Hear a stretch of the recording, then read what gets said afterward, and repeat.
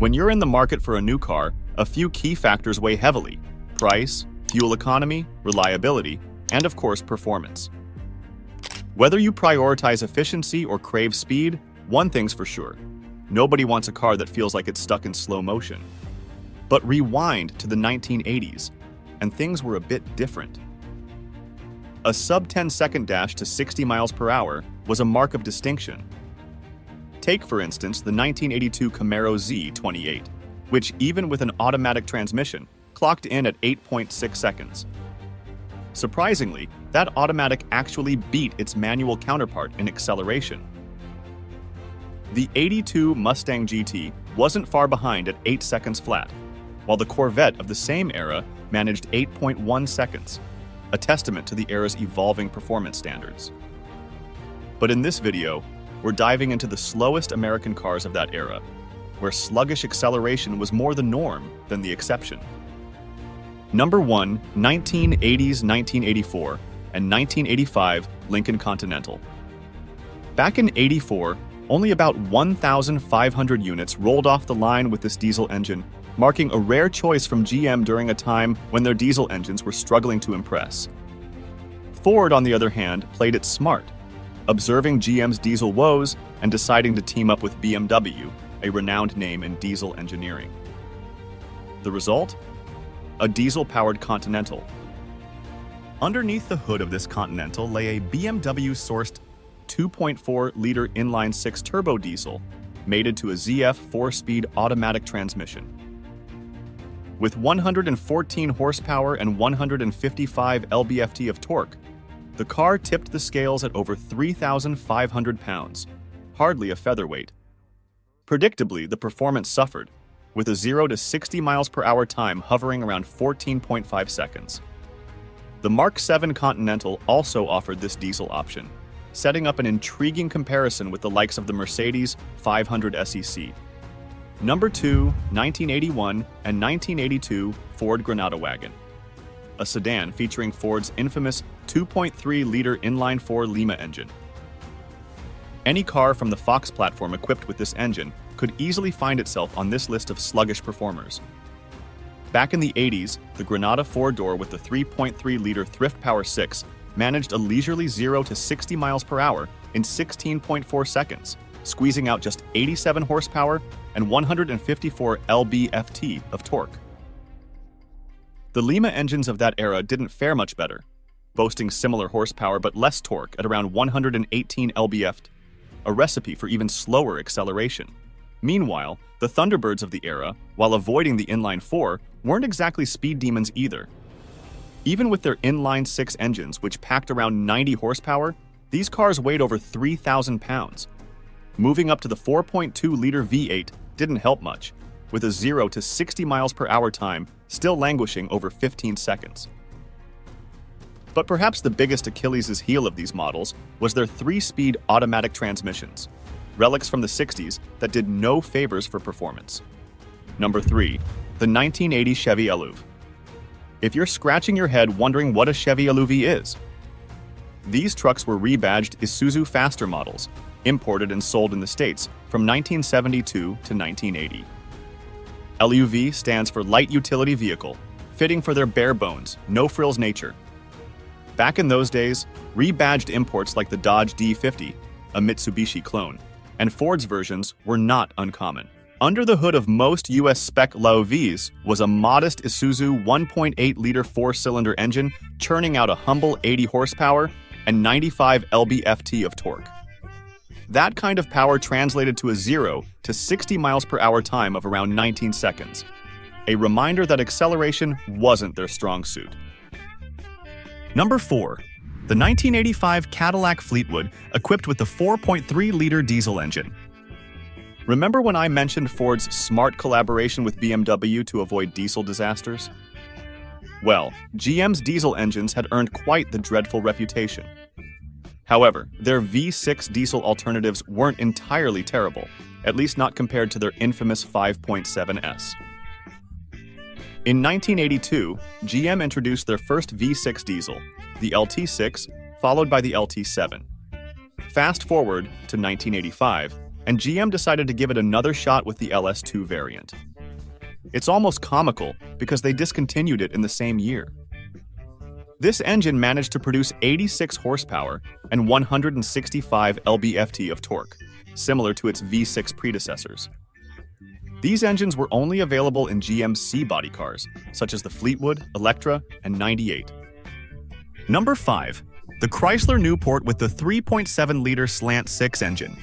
If you're familiar with the Fox bodies, you'll recognize this engine setup in a few Chryslers from the time. The Newport rode on Chrysler's R-body platform, sharing this foundation with the Grand Fury and St. Regis. Interestingly, the more upscale Fifth Avenue and New Yorker didn't receive this engine, highlighting Chrysler's attempt to differentiate their luxury models from their more utilitarian counterparts. In the late 70s and early 80s, Chrysler was having a tough time competing with Ford and Chevy. Honestly, what's changed? Financially strapped, Chrysler couldn't afford to develop new platforms like its competitors. The R-body was an attempt to downsize their offerings while maintaining some semblance of their former grandeur. They shared some similarities with the B-bodies, but still came across as quite large for the era. Number 6. The 1982 Chevy Chevette diesel. For those of you who remember these little econoboxes, you're in for a nostalgic ride. Over its 12-year production run, more than 2.7 million Chevettes were sold. Now, anyone who's owned or driven one of these knows they weren't exactly built to last. Think of them as the Pinto or Vega, super cheap and economical. In 1982, a few years after the Chevette was introduced, Chevy decided to offer a 1.8-liter Isuzu diesel engine as an option. The only transmission available for this engine was an Isuzu 5-speed manual, and get this, it wasn't even available with air conditioning. Speaking of AC, if your car had it, you'd probably be adding even more time to your 0 to 60 miles per hour runs. Now let's talk power, or the lack thereof.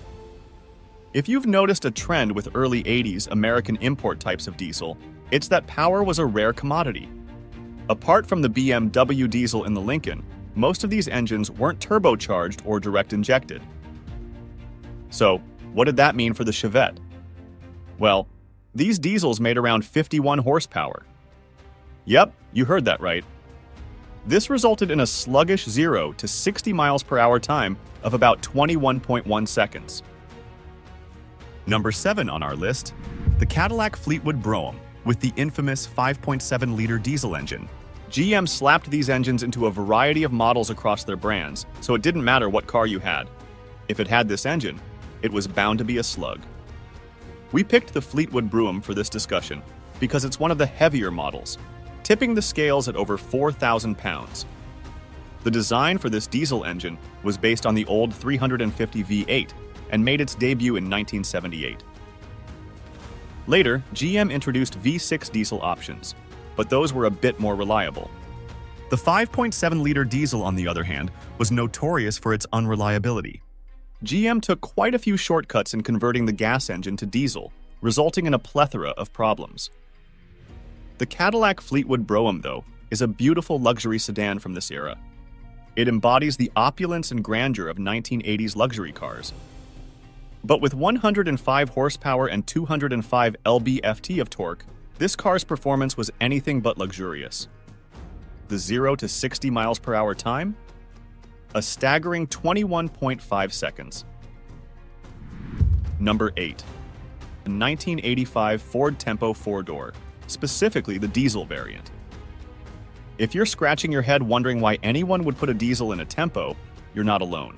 Introduced in 1984 and running until 1987, the first-gen Ford Tempo came standard with a 2.3-liter four-cylinder engine.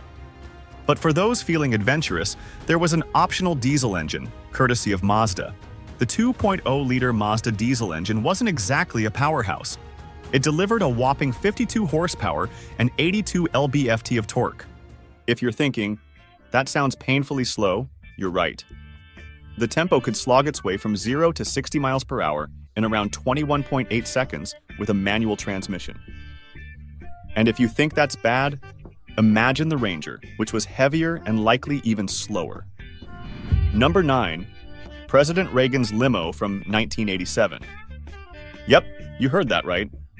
In December of '87, the folks at Car and Driver decided to see just how this presidential chariot performed, and the results were, well, let's just say they were less than impressive. To set the stage, this limo was no ordinary car. We're talking about a 3-ton behemoth loaded with every luxury you could imagine. It had a 5.0-liter Oldsmobile V8 under the hood, which sounds decent until you realize that the engine had the Herculean task of moving all that weight. Car and Driver's review put it hilariously. Making the earth move is something that the 5L Oldsmobile V8 under the hood simply can't do no matter how hard it's throttled. With 3 tons of road-mugging weight virtually denying the presence of an engine, the small V8's 140 humble horses can't begin to cut the mustard. In fact, they can't even unscrew the lid. Number 10. Pontiac 1000. This little guy managed to set several records for Motor Week, and not the good kind. Are you ready for this? The 0 to 60 time in the Pontiac 1000 with an automatic transmission was an excruciating 30 seconds. Yes, you heard that right. 30 seconds. From 40 miles per hour to 55 miles per hour took a painful 12.8 seconds. Under the hood, it had a 1.6-liter engine good for just 65 horsepower and 85 lb-ft of torque.